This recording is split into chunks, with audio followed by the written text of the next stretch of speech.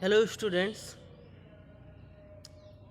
तो बच्चों, आज हम लोग शेर शाह सूरी को पढ़ रहे थे। ठीक है। क्लास आपकी बीए सेकेंड ईयर है और पेपर जो है आपका फर्स्ट पेपर है, जिसके अंतर्गत हम लोग शेर शाह सूरी के बारे में पढ़ रहे थे। और इस शेर शाह सूरी पर हम लोगों के 2 लेक्चर्स कंप्लीट हुए हैं। आज ये फाइनल लेक्चर है और इस लेक्चर के बाद शेर शाह सूरी का जो टॉपिक है वो कंप्लीट हो जाएगा। ठीक है। पिछले 2 लेक्चर्स के माध्यम से हम लोगों ने शेर शाह सूरी के शासक बनने से और उसकी राजनीतिक विजयों के बारे में और उसके बाद उसकी प्रशासनिक व्यवस्था के कुछ अंगों के बारे में जानने का प्रयास किया था। ठीक है। तो अन्य जो है उसके और क्या सुधार रहे, क्या कार्य रहे, वो सारे कार्य आज की इस क्लास में हम लोग देखेंगे। तो चलिए स्टार्ट करते हैं।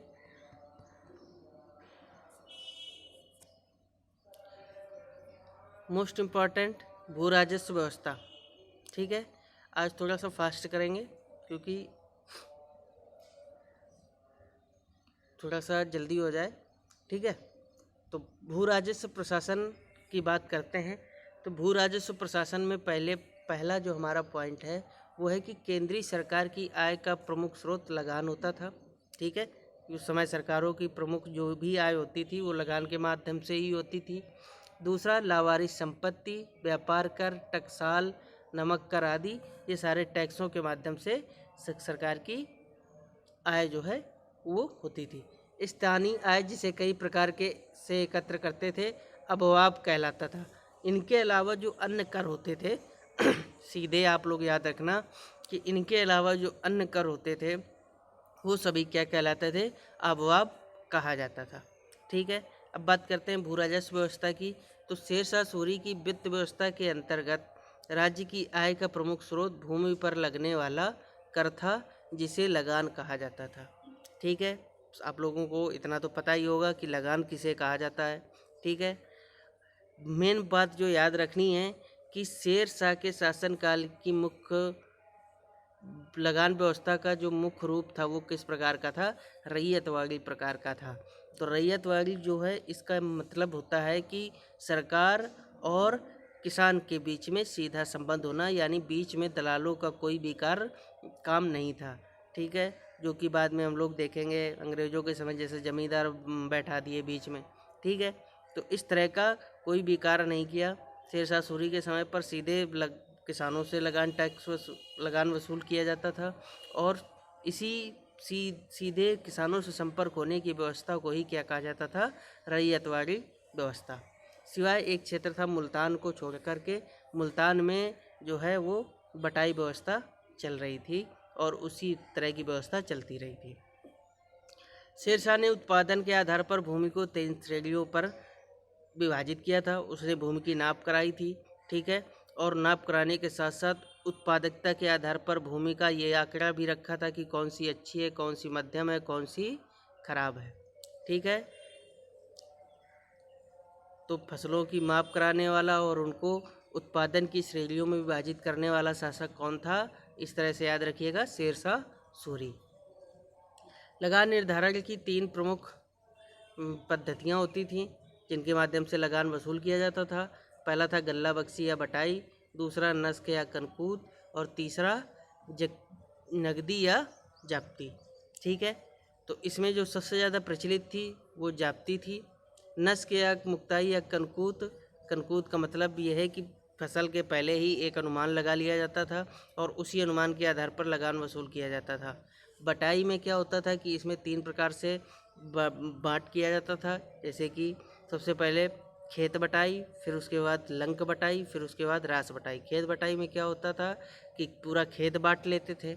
ठीक है। खेत का बंटवारा हो जाता था कि इतना खेत का जो फसल होगी वो सरकार को प्राप्त होगी और इतने क्षेत्र की जो फसल है वो किसान को प्राप्त होगी। ये हो गई खेत बटाई। उसके बाद जब फसल कट के इकट्ठा की जाती है तो उसको क्या कहा जाता है? लंक कहा जाता है। तो उसमें अपना हिस्सा लेना वो क्या कहलाता था? लंक बटाई। और जब पूरा उस कटी हुई फसल को भी पूरा फिर उसको काट के मार के अच्छी फसल जो उपयोग हेतु फसल होती है वो जब आ जाती है तो उसको रास बोलते हैं। तो उसमें से अपना हिस्सा लेना क्या कहलाता था? रास बटाई। तो इस प्रकार इन 3 पद्धतियों से बटाई प्रणाली जो है चलती थी। 3 प्रकार से टैक्स जो है वसूल किया जाता था। सबसे ज़्यादा जो प्रचलित थी नकदी या जाप्ती। इसमें इसका मतलब ये था कि भूमि की नाप ये सब करवाई थी शेरशाह सूरी ने। इसके बाद फसल आ जाने के बाद ही ये लिया जाता था और उसमें से ये टैक्स जो है नकदी रूप में लिया जाता था। नकदी और जीन्स का मतलब होता है अनाज के रूप में। दोनों प्रकार से ये टैक्स जो है लिया जाता था। ठीक है, और ज़्यादातर यही टैक्स जो है पूरे साम्राज्य में प्रचलित था। नेक्स्ट है भूमि कर निर्धारण के लिए राई, ये जिसको रे लिखा भी मिल सकता है आपको कहीं कहीं पर रे। ठीक है, तो रे हो या राई हो, जिसका मतलब होता है फसलदारों की सूची। ठीक है, एक सूची बनवाई शेरशाह सूरी ने जिसमें फसलदारों यानी कि किसानों की एक सूची रहती थी, जिसमें से ये भी रहता था कि कौन सी दर से लगान जो है वसूल किया जाना है। ये चीज़ भी इसमें मेंशन रहती थी। तो इस पूरी सूची को क्या क्या कहा जाता था? राई कहा जाता था। ठीक है, भूमि की किस्म और फसलों के आधार पर उत्पादन का औसत निकालकर और उसके बाद उत्पादन का 1/3 भाग कर के रूप में वसूल किया जाता था। तो सीधा सा याद रखना है आपको कि जो टैक्स है वो कितना लिया जाता था शेरशाह सूरी के टाइम पर? लगान 1/3, सिवाय मुल्तान को छोड़कर। मुल्तान में 1/4 लिया जाता था। ठीक है, ये पॉइंट भी एक्स्ट्रा है, एडिशनल है, याद रखिएगा इसको। शेरशाह के समय लगान जो है नगद या जीन्स यानी कि अनाज, दोनों रूपों में लिया जाता था, पहले ही बता दिया। इसके अलावा 2 टैक्स आप लोग और याद रखेंगे, एक जरीबाना और दूसरा महासिलाना। जरीबाना जो होता था वो क्या होता था? सर्वेक्षण शुल्क होता था, जो कि भू राजस्व का 2.5% लिया जाता था। और वहीं महासिलाना जो होता था वो कर संग्रह शुल्क होता था। सीधा सीधा आप लोग याद रखिएगा कि महासिलाना जो होता था वो कर संग्रह शुल्क होता था और वो कितना लिया जाता था? 5%। और वहीं जो जरीबाना है वो सर्वेक्षण शुल्क होता था, जो कि कितना लिया जाता था? 2.5%। ठीक है, इसके बाद बात करते हैं पट्टा और कबूलियत की। तो ये भी को प्रश्न आता है कि किस शासक के द्वारा पट्टा और कबूलियत की व्यवस्था शुरू की गई? तो याद रखना वो था शेरशाह सूरी। ठीक है, इसमें क्या था कि किसानों को सरकार की तरफ से पट्टा दिया जाता था खेती का, कि ये आपका पट्टा है। ठीक है, और उसमें उनका लगान भी निर्धारित करके दिया रहता था कि आपका जो लगान है वो इतना प्रतिशत देना है, इतना प्रतिशत आपसे लगान लिया जाएगा। इसके बदले में किसान एक पत्र देता था जिसको क्या कहा जाता था? कबूलियत कहते थे। ठीक है, तो जिसके माध्यम से वो पट्टे को स्वीकार करता था। ठीक है, तो पट्टा कौन देगा? सरकार देगी, और फिर उसको कबूल कौन करेगा? किसान करेगा। तो इस तरह से याद रखना कि पट्टा और कबूलियत क्या होता था। नेक्स्ट है शेरशाह सूरी ने भूमि की नाप के लिए सिकंदरी गज, जो कि कितना होता था? 39 अंगुल के बराबर होता था। ठीक है, 39 अंगुल। और ये सिकंदर लोदी के द्वारा शुरू किया गया था। तो भूमि की नाप के लिए शेरशाह सूरी के समय पर भी सिकंदरी गज का प्रयोग होता रहा। और इसके साथ साथ जो नपाई है वो सन की डंडी से की जाती थी, जिसको क्या कहा जाता था? जरीब कहा जाता था। ठीक है, सन की डंडी का प्रयोग किया जाता था, जिसको क्या कहा जाता था? जरीब कहा जाता था। अब हम लोग बात करते हैं मुद्रा व्यवस्था की, मोस्ट इम्पॉर्टेंट है। ठीक है, मुद्रा व्यवस्था जो है इसमें 2 प्रमुख कार्य किए, 2 प्रमुख सिक्के चलाए शेरशाह सूरी ने, जो कि कहते हैं कि जेम स्मिथ एक प्रमुख इतिहासकार हुए, उन्होंने लिखा है कि ब्रिटिश अर्थव्यवस्था का प्रमुख आधार बना ये रुपया। ठीक है, और रुपया नामक सिक्का आज भी हम लोग रुपया यूज करते हैं, रुपया कहते हैं। ठीक है, तो इस प्रकार ये रुपया स्टार्ट करने का प्रमुख जो श्रेय जाता है वो किसको जाता है? शेरशाह सूरी को। ठीक है, शेरशाह सूरी से पहले जो है बहुत ही घिसे पिटे टाइप के सिक्के चलते थे, उन सभी को बंद करके शेरशाह सूरी ने शुद्ध चांदी का सिक्का, तांबे का सिक्का चलवाए। ठीक है, जो चांदी का सिक्का होता था उसको कहते थे रुपया, और ये 180 ग्रेन का होता था। वहीं तांबे का जो सिक्का होता था वो कहलाता था दाम। ठीक है, जो कि 322 ग्रेन का होता था। उसने एक 167 ग्रेन का एक सोने का सिक्का भी चलाया था जिसे असरफी कहते थे। ठीक है, क्या कहते थे? असरफी। इसके अतिरिक्त उसने दाम के आधे, चौथाई और 16वें भाग के अनेक सिक्के चलवाए थे। यानी जो दाम था उसका आधा, चौथाई इस तरह के पार्ट भी किए थे। ठीक है, और याद रखना कि रुपया और दाम का जो अनुपात था वो कितना था? 1:64। 1:64 का मतलब ये है कि 64 दाम के बराबर 1 रुपया होता था। ठीक, याद रखिएगा। नेक्स्ट है, शेरशाह के समय 23 टकसालें थी जहाँ पर सिक्के डाले जाते थे, और शेरशाह के सिक्कों पर शेरशाह का नाम शुद्ध अरबी या नागरी लिपि में अंकित होता था। तो ये भी याद रखना कि अरबी यहाँ पर मेंशन रखना कि जो राजभाषा थी वो फारसी थी, लेकिन उसके बावजूद शेरशाह ने जो नाम अंकित कराया वो किसमें? अरबी भाषा में, और इसके साथ साथ नागरी लिपि में। ठीक है, तो इस तरह से अरबी और नागरी दोनों लिपियों में सिक्कों पर लेख लिखवाने वाला भी पहला शासक कौन सा था? शेरशाह सूरी था। नेक्स्ट हम लोग बात करते हैं न्याय व्यवस्था की। तो न्याय व्यवस्था का सर्वोच्च कौन होता था?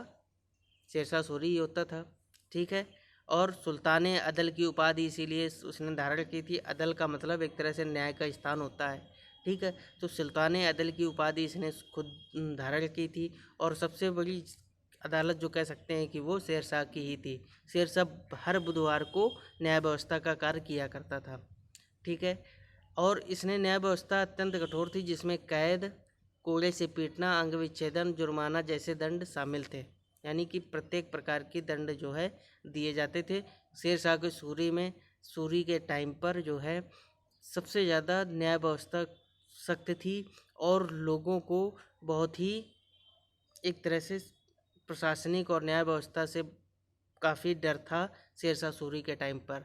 यानी कि एक प्रमुख इतिहासकार हुए हैं, उन्होंने जिक्र किया है कि अब्बास खान सरवानी जिनका नाम था, उन्होंने अपनी पुस्तक में जिक्र किया है, जिन्होंने लिखी तारीख़ शेरशाही। ठीक है, अब्बास खान सरवानी जिन्होंने पुस्तक लिखी तारीख़ शेरशाही, उसमें उन्होंने जिक्र किया है कि एक बूढ़ी औरत अगर अपने सर पर सोने की टोकरी लेकर के भी जा रही हो तो कोई, और रात्रि का समय हो तो कोई भी उसको लूटने की हिम्मत नहीं रखता था।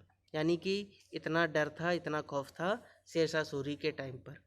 ठीक है, क्योंकि उसकी जो प्रशासनिक व्यवस्था थी वो भी मजबूत थी, सख्त थी, और साथ में न्याय व्यवस्था भी बहुत सख्त थी। न्याय के प्रति शेरशाह सूरी बहुत सचेत रहता था, और हमेशा वो है जो है सच्चा न्याय हो इस ओर ज़्यादा ध्यान रखता था। लगान संबंधी मुकदमों का निर्णय मुंसिफ के द्वारा। ठीक है, हम लोगों ने देखा था परगनों में, सरकारों में। ठीक है, कौन कौन? मुंसिफ है, मुंसिफान, ये सभी जो है न्याय संबंधी कार्य किया करते थे। पर और किस प्रकार के? दीवानी न्याय से संबंधित। दीवानी का मतलब होता है कि राजस्व संबंधी, आपकी आय, संपत्ति, इन सारे मामलों से संबंधित जो मुकदमे होते हैं उनको दीवानी मुकदमे कहा जाता है। वहीं फौजदारी मुकदमों की बात करें तो चोरी, हत्या, डकैती, इस तरह की जो मुकदमे होते हैं उनको क्या कहा जाता है? फौजदारी मुकदमे। तो इस प्रकार के मुकदमों का निर्णय कौन करता था? सिकदार और सिकदारे सिकदारान। ठीक है, उसके अलावा केंद्र में एक प्रमुख काजी भी होता था जो हमने बताया था। ठीक है, और इसके बाद प्रांतों में भी काजी होता था। ठीक, सरकारों में आपको बता ही दिया था कौन कौन होता था। मुंसिफ मुंसिफान होता था, और वहीं परगनों में मुंसिफ होता था। ठीक है, गांव में जो गांव के प्रमुख अधिकारी होते थे, मुखिया, चौधरी, पटवारी, इन लोगों को ही न्याय व्यवस्था से संबंधित भी कार्य छोटे मोटे जो देखने होते थे वो करते थे। ठीक है, गांव में कानून व्यवस्था स्थापित करने का कार्य चौधरी मुकद्दम नामक स्थानीय मुखिया करते थे। अब बात करते हैं निर्माण कार्य का। शेरशाह ने अनेक सड़कों का निर्माण कराया। ठीक है, और पुरानी सड़कों की मरम्मत कराई। मोस्ट इम्पॉर्टेंट है, इसमें सबसे पहली जो है ग्रांड ट्रंक रोड, जिसको हम लोग जीटी रोड के नाम से जानते हैं, और इसको उस समय क्या कहा जाता था? सड़क ए आजम कहा जाता था। लेकिन जब शेरशाह सूरी ने इस पर कार्य कराया तो उसके बाद इसको क्या कहा जाने लगा? शेरशाह सूरी मार्ग। ठीक है, जो कि बंगाल में सोनार गांव से शुरू होकर दिल्ली, लाहौर होते हुए पंजाब में अटक तक जाती थी। ठीक है, याद रखना। नेक्स्ट जो उसने सड़क बनवाई वो थी आगरा से बुरहान तक, और उसके बाद अगली थी आगरा से जोधपुर होती हुई चित्तौड़ तक, और चौथी थी लाहौर से मुल्तान तक। ये प्रमुख सड़कें थी जो शेरशाह सूरी के द्वारा बनवाई गई थी। नेक्स्ट था शेरशाह सूरी ने सिखदारों के अधीन 1700 सरायों का निर्माण कराया था, जिसमें हिंदुओं और मुसलमानों के ठहरने की अलग अलग व्यवस्था थी। मोस्ट इम्पॉर्टेंट पॉइंट है जिसको डॉक्टर कानूनगो ने क्या कहा है कि साम्राज्य रूपी शरीर की धमनियाँ, ठीक है, ये साम्राज्य रूपी शरीर की धमनियाँ थीं शेरशाह सूरी के टाइम पर ये सराय, ठीक है, तो याद रखना। और ये डाक व्यवस्था का भी कार्य करती थी। तो चूँकि इतनी तादाद में थी इसलिए इसको धमनियों की संज्ञा दी किसने, याद रखिएगा, डॉक्टर कानूनगो ने। नेक्स्ट हम बात करते हैं कुछ निर्माण व्यवस्था के बारे में। तो शेर शाह ने अपना मकबरा सासाराम में बनवाया था, जो कि स्थापत्य कला की दृष्टि से एक नवीन शैली का प्रारंभ हुआ। इसमें जो बाहरी आवरण है वो इस्लामी स्थापत्य को दर्शाता है, लेकिन जब भीतर प्रवेश करते हैं तो उसमें हिंदू स्थापत्य की प्रमुख विशेषताएं देखने को प्राप्त होती हैं। और ये एक झील के बीच में, तालाब के बीच में निर्मित एक मकबरा है। ठीक है, इसके बाद शेर शाह ने हुमायूं द्वारा निर्मित दीन पनाह को तुड़ाकर उसके ध्वंसावशेषों में दिल्ली में पुराने किले का निर्माण कराया, और किले के अंदर उसने किलाए कोहिनूर नामक एक मस्जिद का भी निर्माण करवाया था। ठीक है, तो ये था पूरा शेरशाह सूरी के टाइम का पूरा निर्माण कार्य।